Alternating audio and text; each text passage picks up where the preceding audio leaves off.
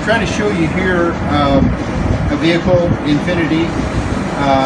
It doesn't look horribly bad when you initially look at it. A lot of things are pulled off the front.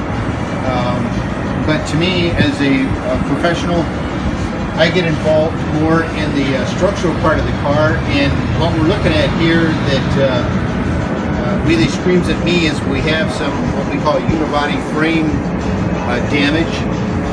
This area right here, this should be painted forward with an extension on it. This bumper should be way out here somewhere.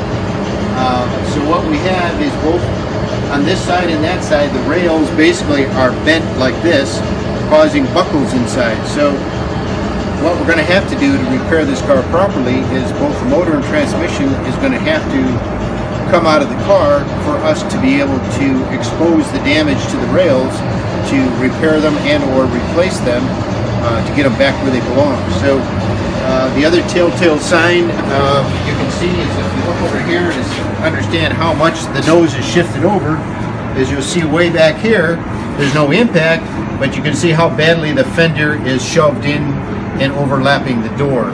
So these are all indicators telling me that there's definitely some unibody structural damage that has to be addressed before we get into any of the rest of it.